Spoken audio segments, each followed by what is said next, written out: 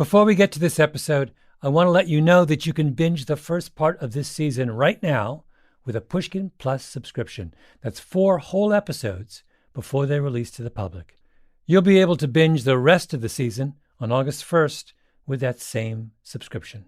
Sign up for Pushkin Plus on Apple Podcasts or by visiting pushkin.fm/plus. Now, on to the episode.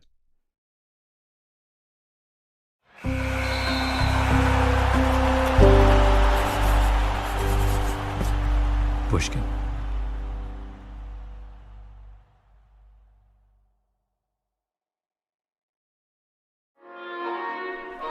October 31st, 1935, Park Avenue, Midtown Manhattan. We greet you, friends, from the Advertising Club of New York City and present another interesting luncheon meeting of this organization. The meal is served. Grilled Boston scrod with crisp bacon, or breaded veal steak Vienna style, followed by old-fashioned strawberry shortcake. The plates are cleared away. The president of the club introduces the head table, a long row of distinguished gentlemen, and then the agenda of the day. The Olympics to be held in Germany in 1936. We're getting the thought of every nation the world over. It seemed fitting then that we should go to our guest of the day. He gestures to a man sitting next to him with a fabulous, thriving mustache. Charles Hitchcock Sherrill. Why do we call on General Sherrill? First of all, he's an athlete himself. He's probably the only man who won 7 intercollegiate championships while attending Yale. He lists Sherrill's many accomplishments: his time as a diplomat, his training as a lawyer, his service in the New York National Guard. Probably, though, I should emphasize above everything else the fact that for 15 years he's been a member of the American Olympic Committee, International Olympic Committee. And we've asked him to come here to clear up the fog which some feel exists about this 1936 Olympic situation. And there is no better man to clear up this Olympic situation than Charles Hitchcock Sherrill.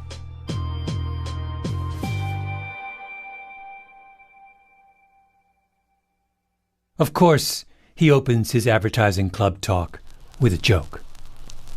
Your president has spoken as though I was dead and in a coffin and he was speaking at the funeral. He left out what I think is the most important thing that he could, and that is that I have led the happiest life of anybody you ever met in your life. He beams, he looks around happily, his eyes twinkle. This is his kind of room. He launches into a brief and modest account of his sprinting accomplishments at Yale. He speaks of his key role in the invention of the crouching start and how the press loved to talk about it. I have a wife at home who seriously objects to my athletic past. She says, why is it that whenever you achieve anything, they must print half-naked pictures of you? And then Charles Sherrill tells the assembled group the story of how he has rescued the Olympic Games from the doubters and the naysayers, not once, but twice. Welcome to episode 3 of Hitler's Olympics, our story about the 1936 Games, the most important games in the history of the Olympics. In the previous installment, we met our would-be hero, Charles Sherrill, who single-handedly brokered the deal in Vienna, a promise that he believed would save the 1936 Olympics, a promise from the Nazis not to exclude Jewish athletes from the Games. But now, the deal is imperiled. There are renewed calls for an Olympic boycott, and our hero has been compelled, once again, to come to the rescue.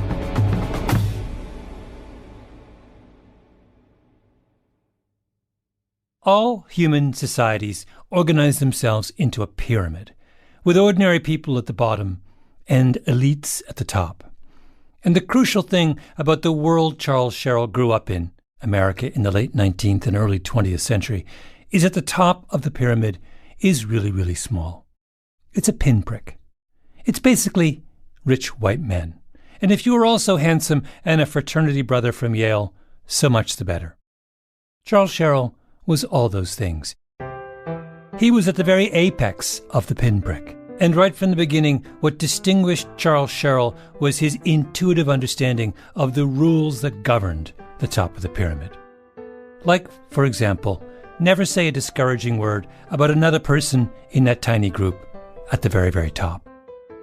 I'm reading to you now from Sherrill's unpublished memoirs, where he recounts the story of the time he was part of a group visiting the White House and presented the First Lady, Grace Coolidge, with a bouquet of roses that had been named in her honor. I did this, Sherrill writes, with the comment that the presentation of Coolidge roses to Mrs. Coolidge was but holding the mirror up to nature. She replied, "Not exactly, because the roses are blondes, and I am a brunette." Earnest guffaws all round. Rule number 2, if you are outside this tight little circle at the top of the pyramid, Charles Sherrill doesn't see you. This is a crucial point. There is a certain kind of racist who is racist because he or she harbors an obsession with the other. In the Jim Crow South, for example, swimming pools were segregated because white people didn't want to share the same water as black people. The idea that something might wash off black skin and linger in the water grossed them out. It kept them up at night. It was visceral. That's not Charles Sherrill. He has plenty of black people in his life. They work in the kitchen. They take his coat. But the thought that he is sharing his Manhattan townhouse with them does not keep him up at night. He has arranged his life so that he doesn't have to think about them at all. So when it comes to the 1936 Olympics and Jews in Germany, you might be wondering, is Sherrill an anti-Semite? Well, not like Hitler was an anti-Semite. Hitler got all worked up about Jews. People like Sherrill, on the other hand, kept their voices down. What is the attitude of this kind of person in this era towards Jews? Let's see, where to begin? Nick Lemon, historian. So you're really talking about these sort of upper patrician classes, right? So typically these people lived inside a series of institutions that were quote unquote restricted, which meant, in the broadest sense, only gentlemen could be in them, and in the specific sense, usually meant no Jews. So this would apply to, private clubs, neighborhoods that often had deed restrictions that, no Jews could live there. Very, very often workplaces had rules against Jews being hired. It was understood that Jews weren't allowed in this world of sort of upper-class gentlemen and ladies. People in Sherrill's class arranged their lives so that they didn't have to deal with Jews. And I think they would have thought, Jews are coarse, they're vulgar, they're not gentlemanly, they think about money all the time, things like that. But they didn't think of Jews, to use one of Hitler's favorite words, as vermin. Sherrill's great friend on the International Olympic Committee was the group's president, the Belgian Count Henri de Baillet-Latour. Remember, Latour's wife was the one who wrote Hitler a thank you note when he invaded Belgium. Now, she wouldn't call herself a Nazi.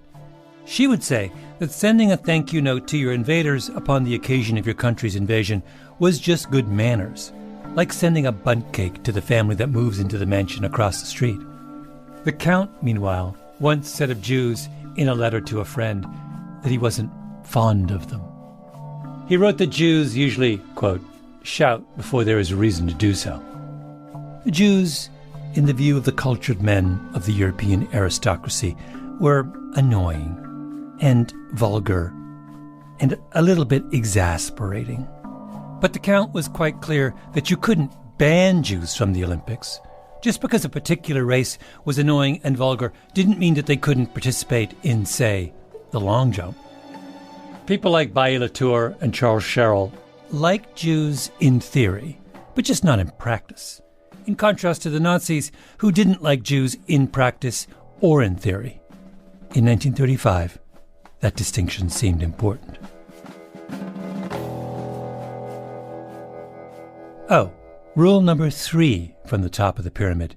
Remember when we said in the last episode that another of the people Sherrill reminds us of is Candide's Pangloss, the man who believes that all is necessarily for the best end. Essentially, everything happens for a reason, and a good reason at that. I mean, how could it not when you're living a life like Charles Hitchcock Sherrill? I have led the happiest life of anybody you ever met in your life. That's not just a statement of character and disposition. It's an ideological belief.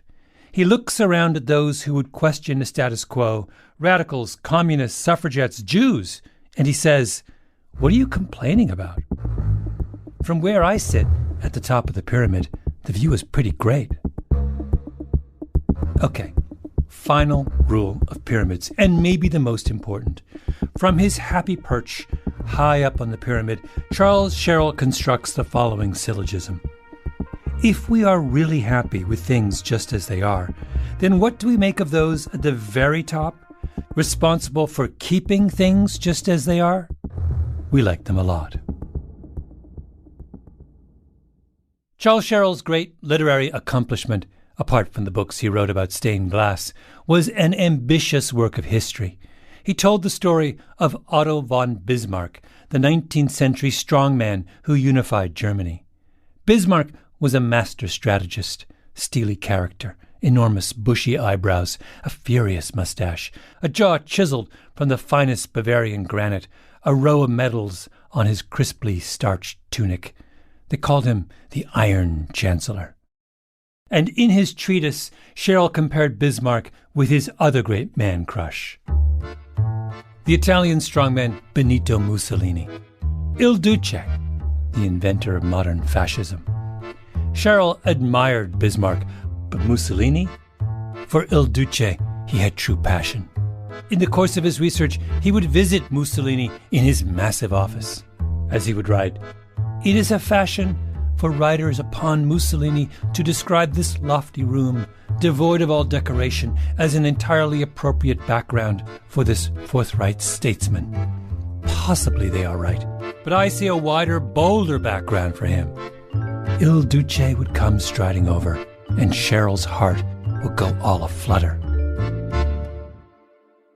Looking back on the memory, he wrote, "If he has known you several years, the greeting is pleasingly cordial, his Caesar-like features lighting up, and those piercing eyes softening into friendliness, and then a good, manly handshake."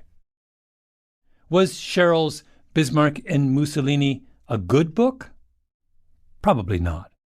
It got a 3-sentence review in the American Journal of Sociology, ending with the line, "Sherrill's special field of competence would appear to be handling and assessing columns of marching men.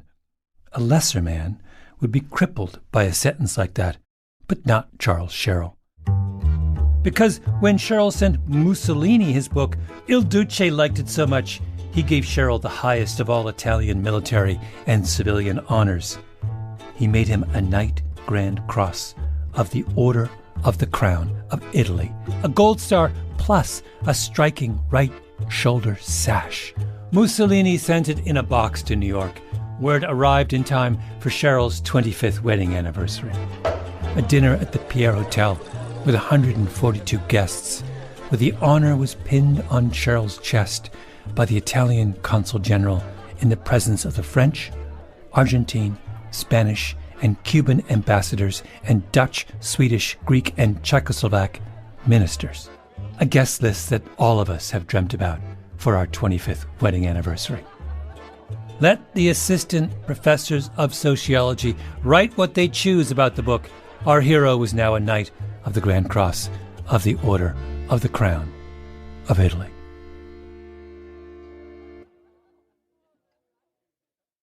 Now, Think back to Dorothy Thompson, America's most celebrated foreign correspondent, who famously interviews Hitler in 1931 when he is on the cusp of power. Thompson's day job is not a lot different from Cheryl's. As part of his diplomatic duties or his role at the IOC, Cheryl goes around Europe meeting with heads of state and aristocrats. As a foreign correspondent, Thompson does the same thing. I'm sure they meet some of the same people. But she's not at the top of the pyramid. She was raised by a struggling preacher. Her mother died when Thompson was a child. Her life experiences haven't made her comfortable with power or left her thinking that the world is just fine the way it is. Quite the opposite. When Thompson got out of college, she immediately threw herself into the suffrage movement. She spent 3 years on that fight, and when it finally looked like women might get the vote, she decides, I want to find the next fight. And she buys a ticket on an ocean liner. And then she landed in Europe just as fascism was starting to build. The historian Sarah Churchwell. It's actually important that we all remember that fascism was by no means a German phenomenon, especially in the 1920s, or uniquely, certainly not a uniquely German phenomenon. And in the 20s, it's Mussolini, who of course gives it its name. So Thompson traveled to Italy. She encountered Italian fascists. She was educating herself about Italian and European fascism. She marries a Jew, a Hungarian writer, a radical. She meets his crowd, artists, writers, outsiders. This was an experience, a relationship that opened her eyes and her understanding to political conversations in Eastern Europe around the rising tensions and all of the volatility of the European political situation at that time. So by the time Hitler came into power in 1933, she'd spent a decade becoming pretty expert. Certainly for an American, she probably had a more nuanced understanding than virtually any other American of her generation, because she'd spent the best part of that decade living among Europeans who were breathing and debating and arguing and figuring out what these new fascist movements were going to mean. Mm-hmm. But I was curious. I want to go back to the thing about she starts with the suffrage movement, and I wondered whether that experience kind of permanently sensitizes you to the kind of the plight of the powerless in a certain way. Like, it might be really hard to be pro-fascist if you spent your early 20s fighting for women's suffrage, don't you think? Yeah, absolutely. So she had a strong sense of sympathy and identification with people who saw themselves as being an oppressed class, an oppressed minority. The point is that when Dorothy Thompson thinks of Mussolini, it is not to remark on his manly handshake and piercing eyes. And when she goes to see Hitler, she doesn't defer to him just because he's on the cusp of running Germany. She sees him for what he is, an angry, vicious demagogue. But if you are Charles Sherrill, looking at that same man, what do you see? You see someone very different.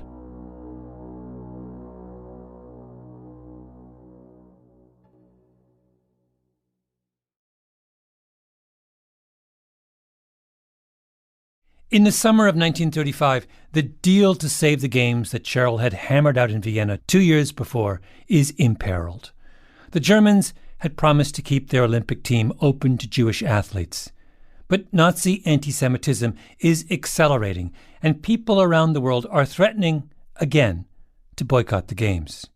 Sherrill is worried that his diplomatic masterstroke will come to nothing. He knows he has to act, and now he sees the mistake he made back in Vienna. He dealt with underlings. He realizes it's time to confront Herr Hitler himself. Does he go through Putzi, Hitler's Wagner-playing, Harvard-trained PR man? Probably.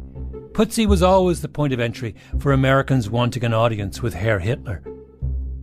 If Charles Sherrill had lived to see how things turned out with the Nazis, he would have edited his papers, particularly the chief offender, Scrapbook 35. That he would have buried in the backyard of his estate in the Hamptons, along with his Knight Grand Cross of the Order of the Crown of Italy. That's what people like Charles Sherrill did after the war, cleaned house. But Charles Sherrill died too soon. And so there it remains, in the archives of the New York Historical Society. A love letter in 7 double-spaced typed pages. His Excellency Reich Chancellor Adolf Hitler received me at noon, August 24th, 1935, in his own private Munich residence. Let me first of all frankly confess that this will not prove a journalistic interview with Germany's chief of state. It merely narrates a foreigner's visit to an undeniably great leader. As a gift, Cheryl brings Hitler 2 of his books, his treatise on German stained glass windows, and of course his masterwork comparing Mussolini and Bismarck.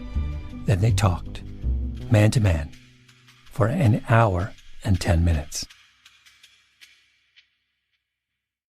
He wrote, I was immediately struck by the fact that Hitler deliberately chose the seat facing the window and its bright sunlight. When in 1921 I talked with 15 European prime ministers plus 4 presidents, and 2 years later 9 kings, none of them did this, nor have any leading statesman I have since then met. Charles Sherrill had nothing but respect for a man unafraid to sit facing the window. He goes on. His photographers do him grave injustice in 2 regards.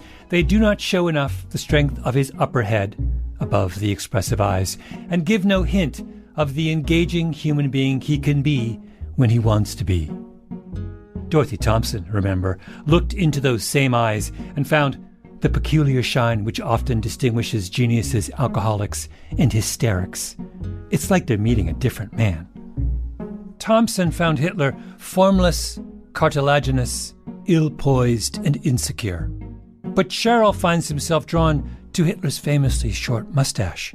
It's not like Sherrill's mustache, which of course is full and luxuriant and suggestive of all manner of daring and panache, but something this concise yet emphatic for the Fuhrer totally works. It suits Hitler's face while speaking because revealing all of the expression around the mouth. Welcome to the top of the pyramid, my little mustachioed friend. So what did the 2 men talk about? Here's Cheryl again. Because I am a member of the International Olympic Committee, we naturally spoke of our 1936 games scheduled for Berlin. In these, he expressed keen interest.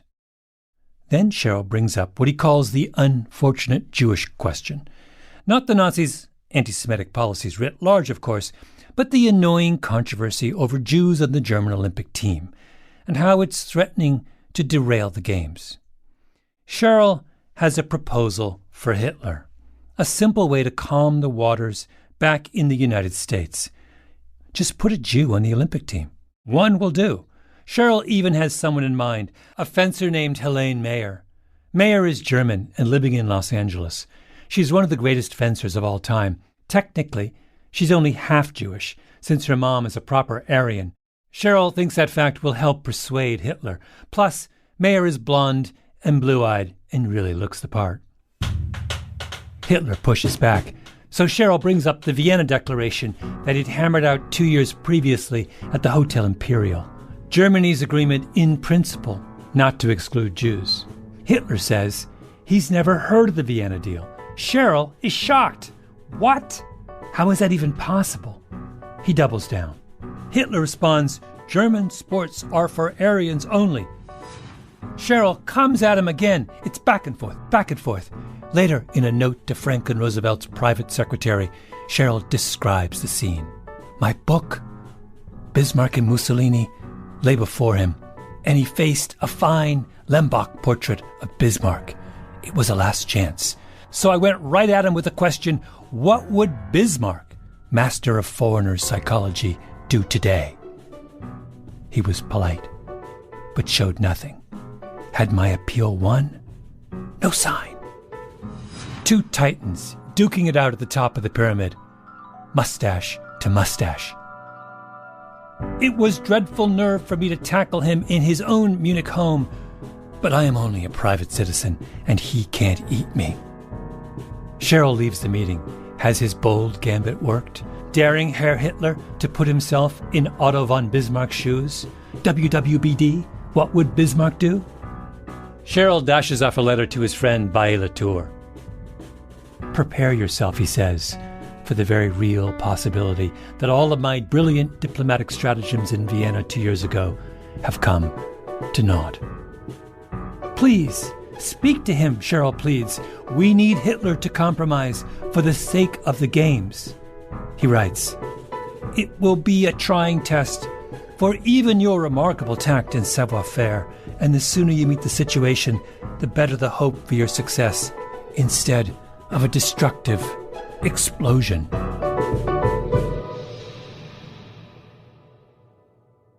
Did our hero endure a sleepless night?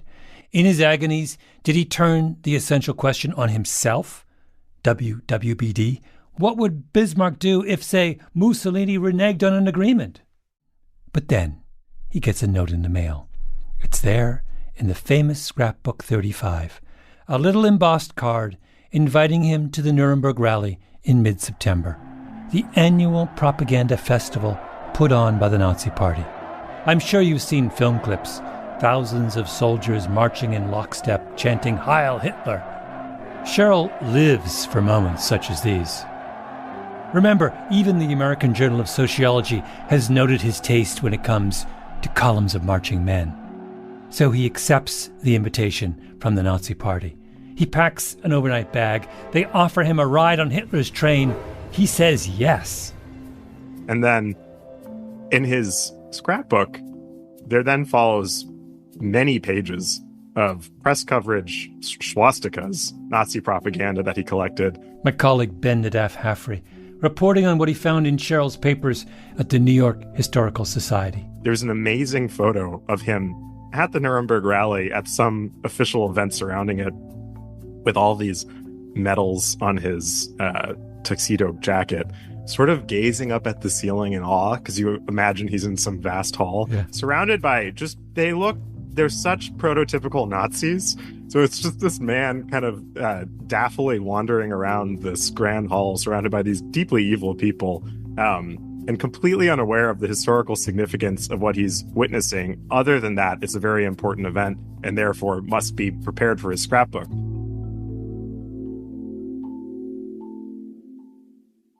The 1935 Nuremberg rally is where Hitler announced the so-called blood laws, outlawing marriage between Aryans and Jews and stripping German Jews of their citizenship. It was the clearest articulation yet of the Nazis' murderous anti-Semitism, and for many Americans, Nuremberg put the conundrum of the games into sharp focus. If that's who these people are, can we really go there? But that's not how Cheryl sees it. So what does he do at the Nuremberg rally? He collects signatures. He, in his scrapbook, has autographs from people he met at the Nuremberg rallies that are scrawled on this one of the brochures from it describing what's going to happen on September 11th, 1935. And then there's all these pencil signatures from what I can only assume are prominent members of the Nazi Party. He's fanboying the Nazi Party. He was not even, I don't think that Charles Cheryl would approve of a campaign to exterminate the Jews. I think all he can recognize is force, willfulness, and power. And so he understands that this will be a good one for the scrapbook or the after dinner toast. But there's something about that, the autographs thing, I found it's really chilling. And there has to be it feels like a different category than the banality of evil. It's like we have to invent a new term for the relationship Charles Cheryl bears to this evil. I'm with you. He's just unbelievable. At the end, a top Nazi official pulls him aside and tells him, Herr Cheryl, we have good news for you. We are inviting the half-Jew, Helene Mayer, to join the German Olympic team. Mission accomplished. He sails for home on the SS Normandy, the largest and fastest passenger ship of its day. He steps off the boat and is mobbed by reporters. I am more convinced than ever. that America should take part in the Olympics, he says, and I'm probably the best friend the Jews have in America. Then he makes a threat. I'm not here to stop any anti-Semitic waves, but I warn of the danger of such a development. If 5 million Jews in the United States can make 125 million Americans, pull the chestnuts out of the fire for the Jews in Germany. Jews, Cheryl is saying, shouldn't complain about anti-Semitism because that will cause anti-Semitism. Besides, have I not given you exactly what you wanted? Helene Mayer, a brilliant fencer, and a Jewess, or at least the daughter of a Jew, which ought to count for something, right? Aren't you happy now? Charles Sherrill chose to resolve the dilemma of the pure competition in an impure place by layering a flimsy piece of wallpaper over the menace that was the Nazi regime and hoping no one will look underneath. Remember Dorothy Thompson's taxonomy of who goes Nazi? Mr. B. It's like she was writing with Charles Sherrill in mind. His code is not his own. It is that of his class, no worse, no better. He fits easily into whatever pattern is successful. That is his sole measure of value. Success. Nazism as a minority movement would not attract him. As a movement likely to attain power, it would. He goes home to his Manhattan townhouse, rests his weary head in triumph, and a week later takes the stage at the Advertising Club of New York City, where he will say, I have led the happiest life of anybody you ever met in your life.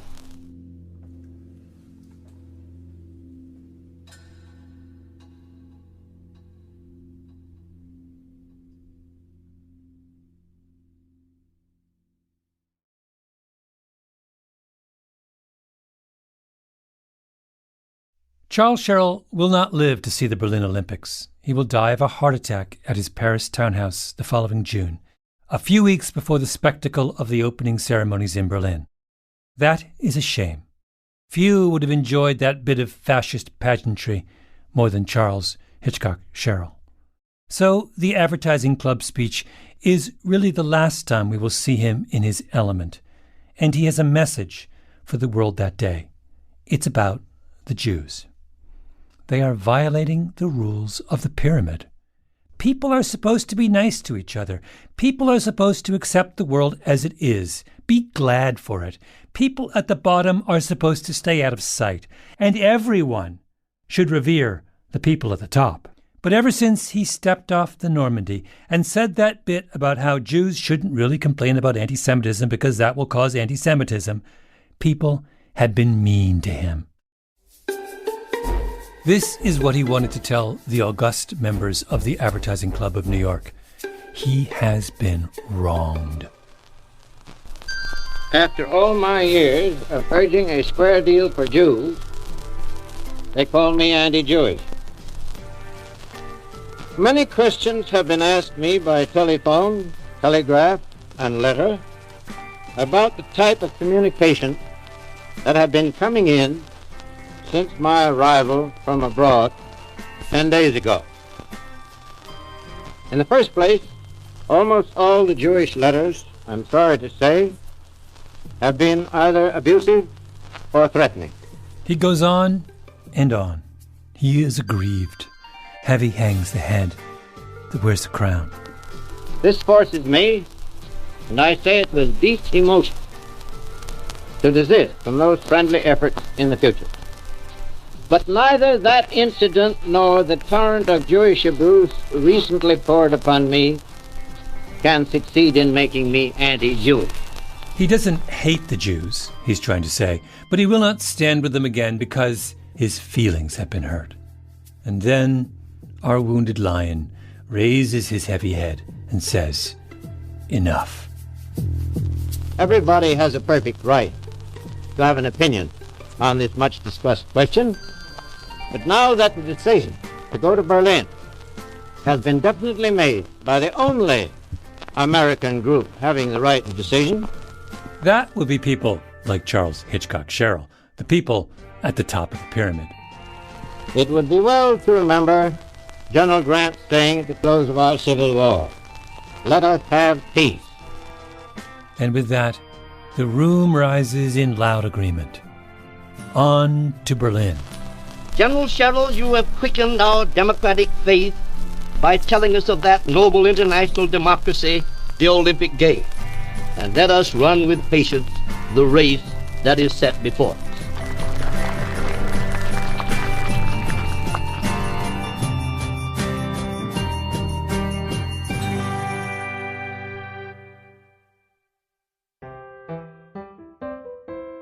Revisionist History is produced by Ben Nadaf Haffrey, Tolly Emlin, and Nina Bird Lawrence. Our editor is Sarah Nix, fact-checking by Arthur Gompertz and Jael Goldfein. Original scoring by Luis Guerra, mastering by Flawn Williams, Sarah Bruguera, and Jake Gorski. Engineering by Nina Bird Lawrence. Our executive producer is Jacob Smith. Special thanks to Karen Shakurji. I'm Malcolm Gladwell.